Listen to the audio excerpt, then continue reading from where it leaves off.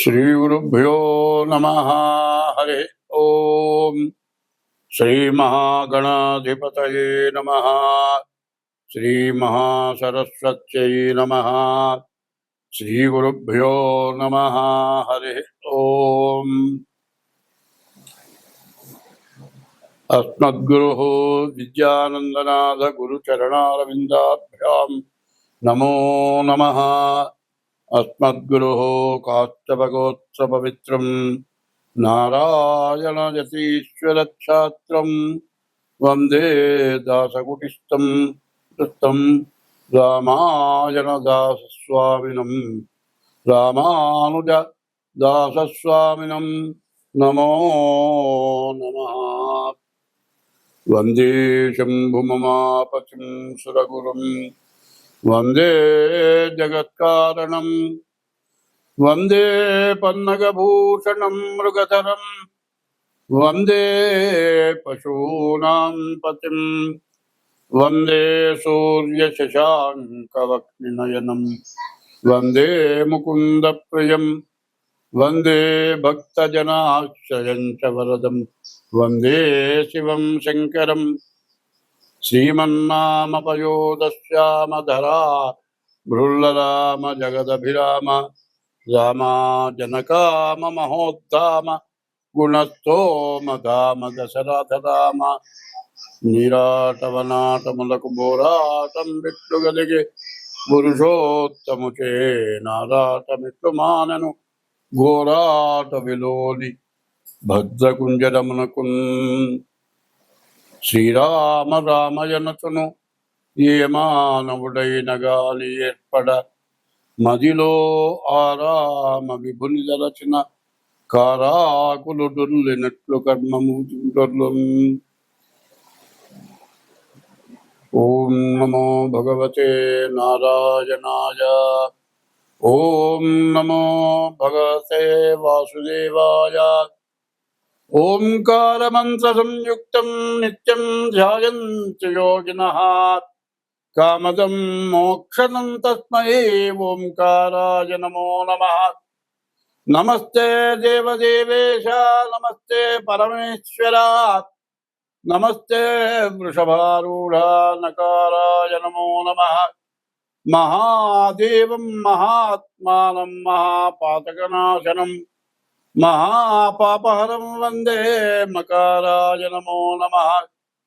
శివం శాంతం జగన్నాథం లోకానుగ్రహకారణం శివమేకపరం నిత్యం శికారాయ నమో నమః.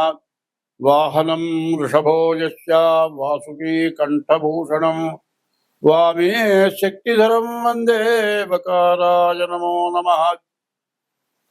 యత్ర కుత్ర స్థితం దేవం సర్వవ్యాపినమీశ్వరం యల్లింగం పూజయేన్ నిత్యం యకారాయ నమో నమః. యక్కర్త జగతాం భర్త సంహర్త మహసాం నిధిః ప్రణమామి తమాదిత్యం బహిరంతస్తమోపహం. నేను 2028 సంవత్సరం సెప్టెంబర్ నెల 3వ రాశి మిథున రాశి ఫలితాలు చెప్పుకున్నాం. ఈ మిథున రాశి ఎట్లా ఉంది అంటే, సరిగా చెప్పాలంటే ఈ రాశి కూడా బాగా లేదని చెప్పాలి. పైన ఏంటంటే అసలే కోతిరా, దానికి సారాయి పూసేత, నిప్పట్టించేత, పిచ్చెక్కిందిట. అది ఊరుకుంటుంది, అది దేశాన్ని నాశనం చేస్తుంది. కాబట్టి శని కుజుడు సమసప్తకంలో ఉన్నారు. సెప్టెంబరు 13 వరకు మరి ఈ శని ఇట్లా ఉండటం చేత వరదలు, వర్షాలు, రోగాలు, మరి పొల్యూషన్లు, రకరకాల సమస్యలు బాగా ఎక్కువగా ఉన్నాయి. తర్వాత మురుగంతా ఎక్కువైంది, చెట్లన్నీ కుళ్ళిపోయినాయి, రకరకాలైన వ్యాధులు వస్తున్నాయి, చాలా కష్టాలు ఎక్కువగా ఉన్నాయి. అందులో కుజుడు వల్ల వ్యాధులు ఎక్కువ అవుతాయి. జలుబులు, దగ్గులు, జ్వరాలు ఇటువంటివన్నీ ఉన్నాయి. కాబట్టి ఈ రాశికి చదువుకునేవాడు బాగుంది, ఉద్యోగం చేసుకునేవాడు బాగుంది, విదేశాలకు వెళ్ళేవాళ్ళకి బాగుంది. కానీ ఈ రాశి వాళ్ళకి పరిస్థితి ఏమిటంటే, మరి ఈ రాశి వాళ్ళ పరిస్థితి మిథున రాశికి శని పూర్తిగా బాగాలేడు. ఈ శని వల్ల విపరీతమైన ఖర్చు, దండ ఖర్చులు, కుజుడు వల్ల కూడా విపరీతమైన ఖర్చులు, చెప్పడానికి వీలైన ఖర్చులు. మరి ఎన్ని డబ్బులున్నా కూడా ఉన్న డబ్బులు మొత్తం అయిపోతాయి. ఎందుకు అయిపోయినాయి అర్థం కాదు. జలుబులు, ఒట్టి జలుబే, దగ్గు, పచ్చగా కళ్ళు వస్తుంది, ఎన్ని మందులు వాడినా తగ్గదు. ఇది ఏ రోగం అర్థం కాదు. అదే ముసలాళ్ళు అయితే ఇట్లా జలుబు దగ్గు వస్తే అసలు తగ్గుతుందనే నమ్మకం లేని పరిస్థితి వస్తుంది. ఇట్లాంటి పరిస్థితుల నుంచి తప్పించుకోవాలి అంటే ముందు మీ డేట్ ఆఫ్ బర్త్ ద్వారా, పుట్టిన తారీఖు, నెలవు, సంవత్సరం టైం ద్వారా మీ జాతకం చెప్పించుకుంటే, జాతకం చూపించుకొని అట్టా జాతకం చూపించుకోవాలంటే మీ డేట్ ఆఫ్ బర్త్ ద్వారా మీ జాతకం చూడటం జరుగుతుంది. దానికి తగిన ఫీజు తీసుకొని జాతకం చెప్పడం జరుగుతుంది. అట్లాంటి వాళ్ళు ముందు ఇబ్బందుల నుంచే బయటపడాలి. మరి అప్పుల పాలు కాకుండా ఉండాలి. ఉన్న డబ్బులు పోయినా పర్వాలేదు, కానీ అప్పుల పాలైపోయి డబ్బులు లేక రోగాలతో బాధలు పడి చూసేవాళ్ళు దిక్కు లేక ఇబ్బంది పడకుండా ఉండాలి అంటే ఈ మిథున రాశి వాడు కూడా డేట్ ఆఫ్ బర్త్ ద్వారా జాతకం చూపించుకుంటే ఎంతైనా మంచిది. ఆ పని చేయండి. స్వస్తి. మార్చి 30వ తారీఖు సంవత్సరాది పండుగ రోజున 6 గ్రహాలు ఒక చోట చేరినాయి. షడ్గ్రహ కూటమి చేరింది. దీనివల్ల రకరకాలైన సమస్యలు, రకరకాలైన బాధలు, మరి ప్రకృతి తాండవం, ప్రకృతి విపత్తులు ఇవన్నీ కూడా జరుగుతాయి. అందరం బాధపడతాం. ఇదంతా ఎందుకు జరుగుతుంది అంటే, ఒకప్పుడు పుణ్యమే ఎక్కువగా ఉండేది. పాపం హరించడానికి అన్నదానం చేసేవాళ్ళు. ప్రతి ఇంటి ముందు కూడా ఒక అరుగు, అక్కడ ఒక చెట్టు, బాగా చెట్టు పెరిగి ఆ అరుగు మీద కూర్చున్న వాళ్ళకి నీడనిచ్చేది. అటువంటి అరుగులు ఎందుకు వేసేవాళ్ళంటే, మధ్యాహ్నం తను భోజనం చేసే టైంకి ఎవరైనా అతిథి వస్తే ఆయన శ్రీ మహావిష్ణువుతో సమానమని, ఎవరైనా వస్తారేమో అని ఎదురు చూసి గృహస్థ అయినటువంటి వాడు, గృహస్థ అంటే వివాహం చేసుకొని భార్య పిల్లలతో ఉన్నటువంటి వాడిని గృహస్థు అంటారు. అటువంటి గృహస్థు కనీసం వాకిట్లోకి వెళ్ళి చూచి ఆ అరుగు మీద ఎవరన్నా కూర్చున్నారేమో చూచి, ప్రతి వాళ్ళు కూడా పూర్వం పల్లెటూళ్ళల్లో కానీ బస్తీలో కానీ ఇంటి ముందు సింహద్వారానికి బయట గేటుకి ఈ పక్క ఆ పక్క అరుగు, ఈ పక్క ఆ పక్క ఒక చెట్టు ఉండేది. అయితే గృహస్థైనటువంటి వాడు ఎప్పుడు కూడా ఎవరికైనా పెట్టి తను తినాలి. మరి ఎవరు దొరకకపోతే మూగ జీవాలు ఉన్నాయి, కుక్కలు, ఆవులు, మరి సాత్విక జీవరాశి. గోవు సాత్విక జీవరాశి. అదే కాదు, దాని నుంచి ప్రాణవాయువు వస్తుంది. మరి ఆ ఆవు ఉన్న చోట ఎటువంటి క్షుద్ర జీవాలు, పాములు, తేళ్లు ఇట్లాంటివన్నీ కూడా రాకుండా ఉంటాయి. అందుకోసమని ఆవుల్ని మేపటం, ఆవులకి ఆహారం పెట్టడం, తను తినబోయే ముందు వాకిట్లోకి వెళ్ళి ఎవరైనా సరాసరి వచ్చి అన్నం పెట్టమంటే లేదనే ప్రసక్తి లేదు. అట్లా కాదు, బయటికి పోతే ఆ రోజుల్లో బస్సులు, రైళ్ళు, మరి ఇట్లాంటివి లేవు, కార్లు, సైకిళ్ళు, మరి 2 వీలర్స్ లేవు. ఒక ఊరి నుంచి ఒక ఊరికి నడిచి ప్రయాణం చేసేవాళ్ళు. అట్లా వస్తూ ఉండగా మరి 20 కిలోమీటర్లు, 30 కిలోమీటర్లు బయలుదేరి నడిచి ఒక ఊరి నుంచి ఒక ఊరికి వెళ్ళేవాడు. మరి అన్నం మూట కట్టుకొచ్చుకుంది మధ్యలోనే అయిపోతుంది.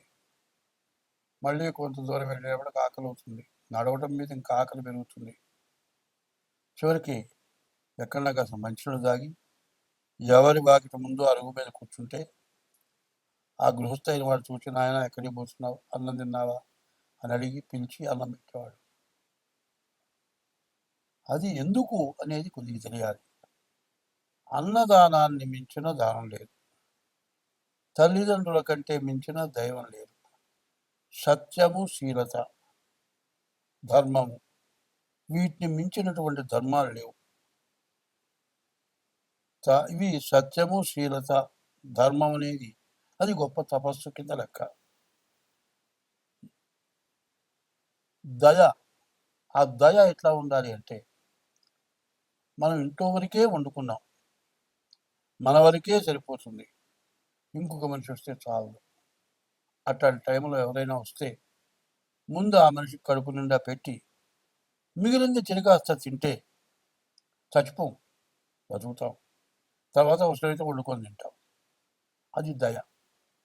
ఏ జీవరాశికైనా అపకారం జరిగి ప్రాణావసాన స్థితిలో ఉన్నప్పుడు దానికి వైద్యం చేయటం, కనీసం ఎవరైనా చచ్చిపోతే ఎవరు దిక్కులేని వాళ్ళని తీసుకెళ్ళి దానం చేయటం, అది అనాథ ప్రేత సంస్కారే కోటి యజ్ఞ ఫలం లభేత్. దిక్కులేని వాళ్ళని తీసుకెళ్ళి మట్టి చేస్తే కోటి యజ్ఞాలు చేసిన ఫలితం ఉంది అని ఇట్లాంటివన్నీ చేయటమే కాకుండా ఎవరి కులదైవాన్ని వాడు పూజించేవాళ్ళు, ఎవరి ఇంటి దైవాన్ని వాడు పూజించేవాళ్ళు.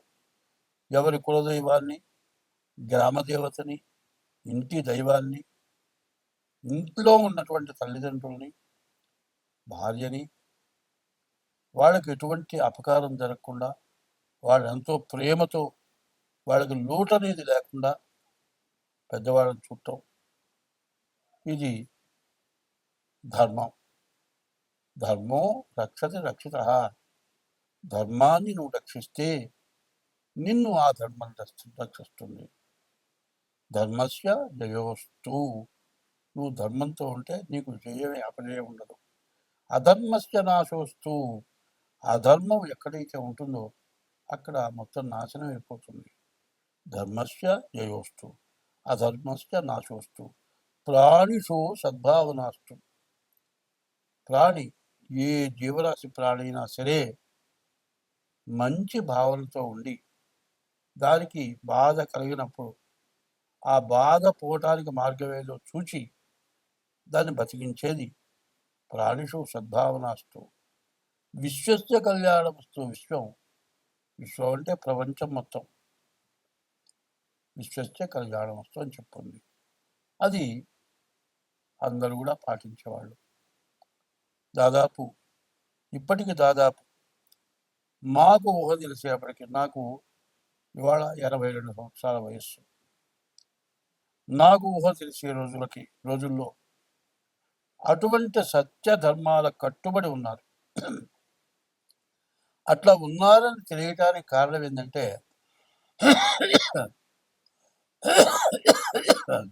నాకు 10 సంవత్సరాల వయసు వచ్చేవాడికి నా తండ్రి పూర్తిగా అనారోగ్యవంతుడు.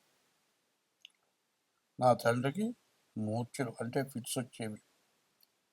అమావాస్యకి, పౌర్ణమికి ఫిట్స్ వచ్చేవి. కింద పడి గెల తన్నుకొని ఆ చేతులు కాళ్ళు కొట్టుకుపోయి దెబ్బలు తగిలి నడిచిపోతూ ఉంటే ఏ గోడ మీద పడతాడో ఎక్కడ పడతాడో తెలియదు. ఒళ్ళంతా దెబ్బలు తగిలి నాలికంతా బాగా కొరుక్కొని ఆ ఫిట్ వచ్చినప్పుడు ఆ పుండ్లు మాని అన్నం తినాలంటే కనీసం పాలు మజ్జిగ పోస్తే కూడా నోరు మంట పుట్టేది. అట్లాంటి బాధ నా తండ్రి పడ్డాడు. 10 సంవత్సరాల వయసు నుంచి ఆయనతో చాలా కష్టపడ్డాం. అట్లా ఆయన ఏమీ సంపాదన లేకుండా పోయినాడు. నాకు చెల్లెళ్ళు 2, నాకు అక్కలు 2. మా తల్లి తండ్రి ఇంతమందికి జీవించాలి, ఏదో నా చేతనేది చేసి, బ్రాహ్మడికి ఒక పద్ధతి ఉంది, ఉపనయనము నాటి మాట ఉన్నది సుమతి అని. ఉపనయన రోజున ఎంత కోటీశ్వరుడైనా, రాజాది రాజులైన ఒడుగైన తర్వాత భవతీ భిక్షాందేహి, భవాన్ భిక్షాందేహి అని ముష్టిస్తారు. అది ఎందుకంటే ఏ మహాపతివ్రత చేతి మీదుగా ఇచ్చినటువంటి దానం, ఆహారం, దానివల్ల మంచి విద్యావంతులు అవుతారని ధర్మశాస్త్రం చెప్తుంది. ఉదయం పూట ముష్టికి వెళ్ళేవారు బియ్యానికి, మధ్యాహ్నం పూట బ్రాహ్మణ ఇళ్ళకి మదవకానికి వెళ్ళి కష్టపడి చదువుకొని ఈరోజు కూడా వాళ్ళకి నేను చదువుకునే రోజుల్లో నాకు స్టైఫండ్ నెలకింతనిచ్చేవాళ్ళు. అట్లా వాళ్ళంతా ఇస్తే నా కుటుంబాన్ని పోషించుకొని నేను చదువుకొని మరి కుటుంబానికి చాలనంత సంపాదన వచ్చిందాకా చదువుకొని కనీసం అప్పుడు నాకు 300 వచ్చేవి, స్టైఫండ్ ఇచ్చేది. అందరి ఇంటిని కొంతమంది ఇచ్చేవాళ్ళు. 150 రూపాయల ఆదాయం రాగానే నేను మీ దగ్గర తీసుకోనంటే ఒక ఆయన పిలిచి, ఎలా నీకు ఎంత వస్తుందిరా అంటే, నాకు 150 వస్తుందండి సంపాదన. మరి మేము ఇచ్చేది ఎంత వస్తుందంటే 300 వస్తుంది. సగమే కదరా అంటే నేను అన్నాను, సగమేనండి, మీ 300 నా 150 ఉంటే నాకు అహంకారం పెరుగుతుంది.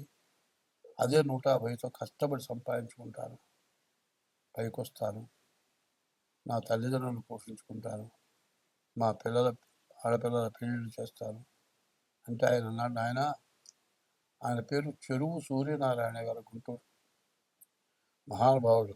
ఆయన లేరు, ఏ లోకంలో ఉన్నారో. ఆ మహానుభావుడు నన్ను శతవిధాల కనిపెట్టి చూస్తుంటే, నీ పిల్లల పెళ్ళిళ్ళైతే చెప్పు నాయనా, ఒకళ్ళ పెళ్ళి నా సొంత డబ్బులతో చేస్తాను, మిగతా వాళ్ళకు కూడా సహకరిస్తానంటే అంత పరిస్థితి వస్తానండి అని నా కష్టార్జితంతో చెప్పలబడి ఆడపిల్లల పెళ్ళిళ్ళు జరిగిపోయినాయి. 18 నుండి 19 వచ్చేవాడికి మా నాన్నగారు పోయినాడు. మరి మా నాన్నగారు పోయిన తర్వాత 20 సంవత్సరాల నుంచి కష్టపడి సంపాదించుకొని బతికాను. ఆ రోజుల్లో అందరూ సత్యానికి, ధర్మానికి నిలబడ్డారు కాబట్టి ఇవాళ నేను, నా తల్లిదండ్రులు, మా కుటుంబం, మా వంశం బాగుపడింది. ఏ మహాతల్లి చేతి మీదుగా పెట్టినటువంటి ధర్మంతో నేను ఇవాళ 10 మందికి చెప్పేటట్లుగా, మరి అమెరికా, రష్యా, ఆస్ట్రేలియా ఇట్లాంటి దేశాల నుంచి జాతకం చెప్పమని ఫోన్లు వస్తూ ఉన్నాయి. దాంతో నేను జీవిస్తున్నాను. అప్పుడు అంత ధర్మం ఉంది, ఇప్పుడు అంత ధర్మం లేదు. ఎందుకు లేదు అంటే వచ్చేది చాలని పరిస్థితి. పిల్లల్ని చదువుకు చేరిస్తే ఎల్కేజీ నెలకి కనీసం చాలా ఖర్చు ఎక్కువ అవుతుంది అంటున్నారు. వాళ్ళ సంపాదన సగం కూడా చాలటం లేదు అంటున్నారు పిల్లల చదువులకే.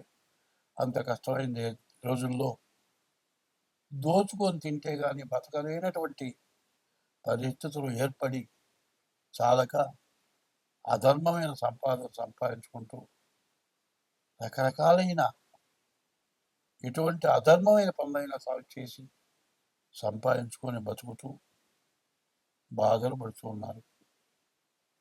ఇప్పుడు మరి 2025 మార్చి 30వ తారీఖున 6 గ్రహాలు మరి మీనరాశిలోకి, 6 పాపగ్రహాలు, షడ్గ్రహ కూటమి వచ్చింది. దీనివల్ల చాలా బాధలు పడతారు. కాబట్టి ఎవరికి వాళ్ళు మీ డేట్ ఆఫ్ బర్త్ ద్వారా మీ జాతకం చూపించుకోండి. మీ జాతకరీత్యా దోషాలు ఉంటే వాటికి చేయించుకోండి. పాపగ్రహాల వీక్షణ వల్ల చాలా రకాల బాధలు వస్తాయి. మనం ఏమి చేయకుండానే మనం బాధలు పడాల్సి వస్తుంది అని చెప్పటం జరిగింది. అట్లా చెబితే కూడా కొంతమంది విమర్శించడం జరిగింది. జ్యోతిష్యం చెప్పబోయా అంటే తలకిందులైపోతుంది, గందరగోళాలు అవుతాయి, చాలా బాధలు పడతావు, ప్రకృతి వల్ల బాధలు వస్తాయి అని ఇవన్నీ ఎవరు చెప్పమన్నారు? నాకు ఫోన్లు వచ్చినాయి. చూడండి, ఉత్తర కాశీ, హరిద్వార్, ఋషికేశ్. ఋషికేశ్ అంటే ఋషులు ఉండేటువంటి స్థలం. హరిద్వార్ అంటే విష్ణుమూర్తి యొక్క పాదాలు. హరిద్వార్ కైలాసంలో ఈశ్వరుడు ఉన్నాడు. ఈశ్వరుడు నెత్తిన గంగ ఉంది. ఆ గంగ హరిద్వార్ పాదాల దగ్గరకు వచ్చి గంగ పడ్డది. గంగ పుటక అక్కడి నుంచి వచ్చింది. హరిద్వార్ మునిగిపోయింది.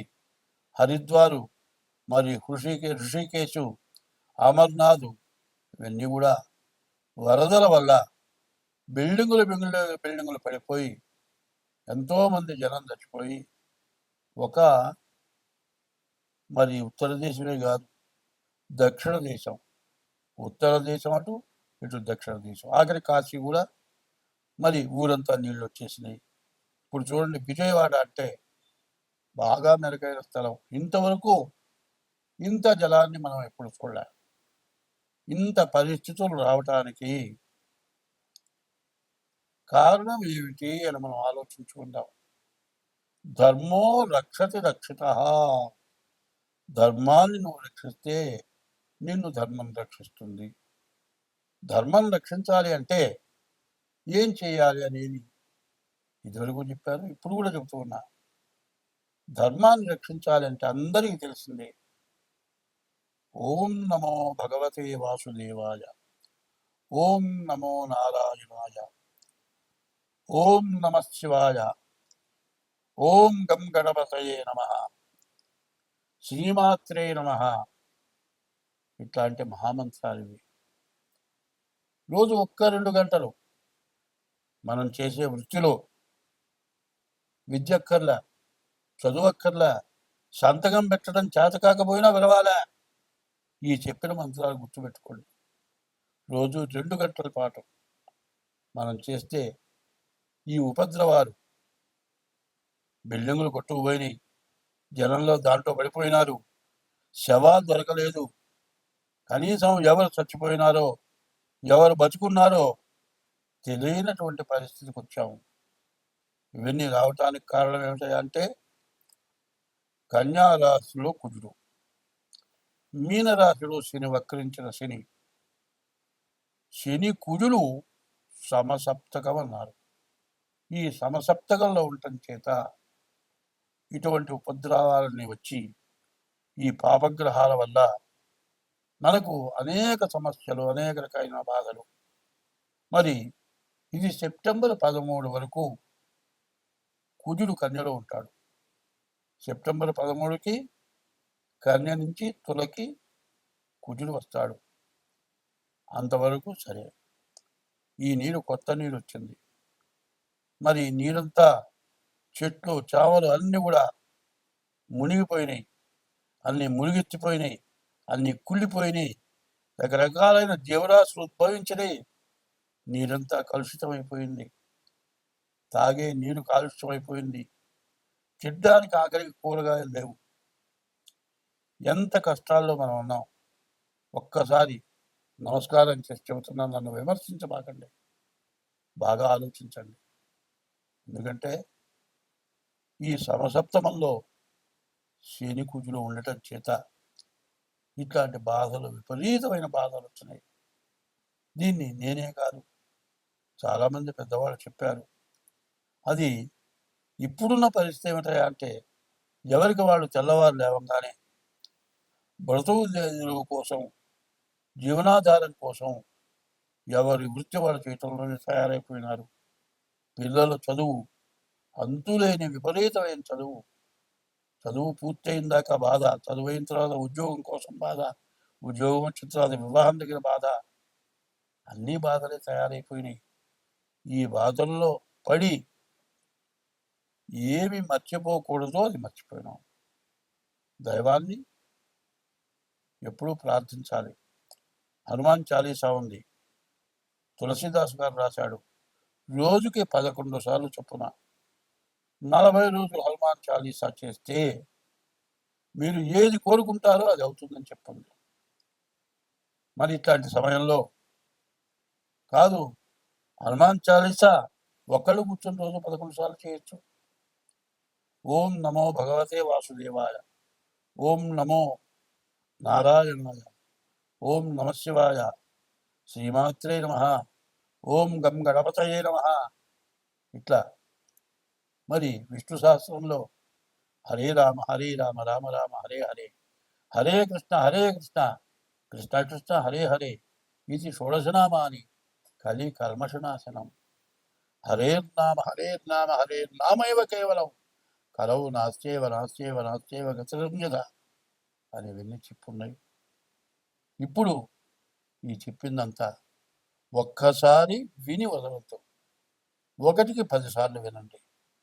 నేను చెప్పిన ఈ మంత్రాలని అక్షరాలు రాని వాళ్ళు వచ్చిన వాళ్ళ దగ్గర కాగితం మీద రాయించుకొని, అక్షరం వచ్చిన వాళ్ళకంటే అక్షరం రాని వాళ్ళు చాలా జ్ఞానం ఉన్న వాళ్ళు ఉన్నారు, పూర్వజన్మ స్మృతంతో జ్ఞానం కలిగి ఉన్నారు.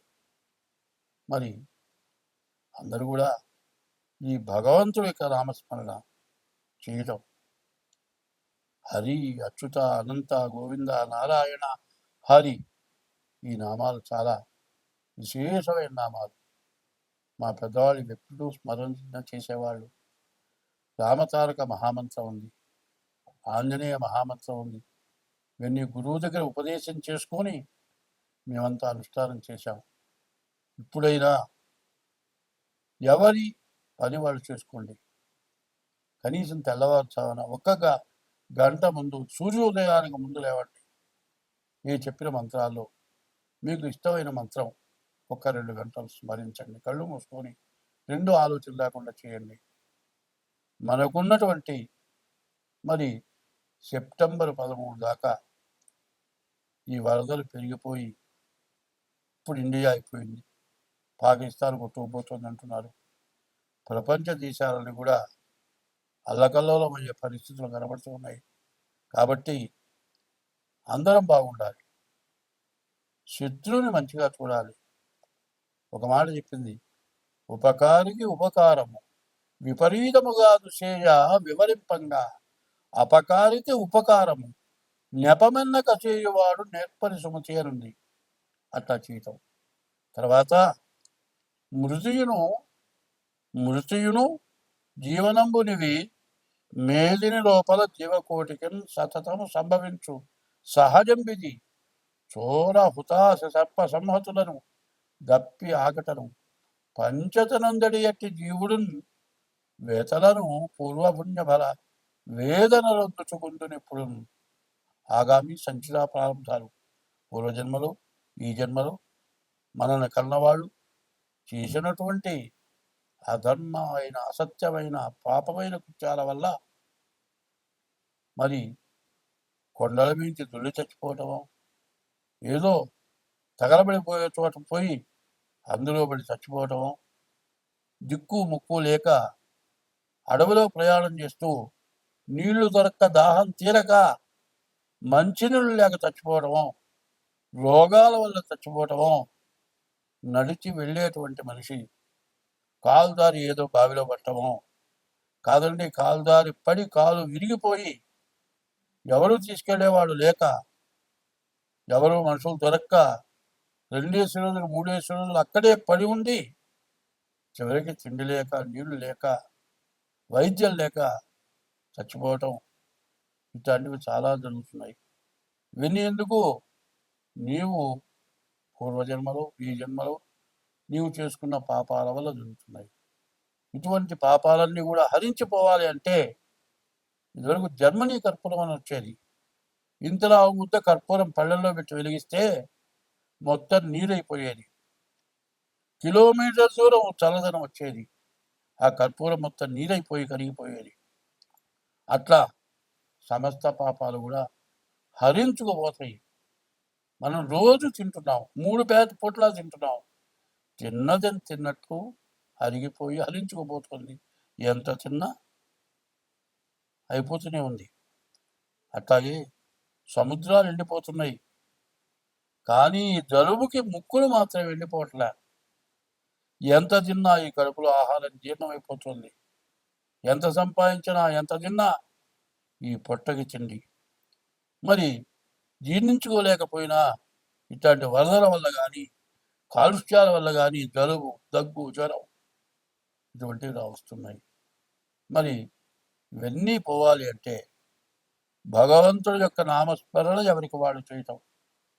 ఏదైనా కొంతమంది కలిసి తిండి యాగము, రుద్రయాగము, లేకపోతే శతచండి యాగము, మహారుద్ర యాగము, సుదర్శన హోమము, ఇట్లా భాద్రపదం గణపతి హోమము ఇట్లాంటివి జరగటానికి ప్రోద్బలం ఇచ్చి అందరూ బాగుండాలి, మనం బాగుండాలి, ప్రతి జీవరాశి బాగుండాలి.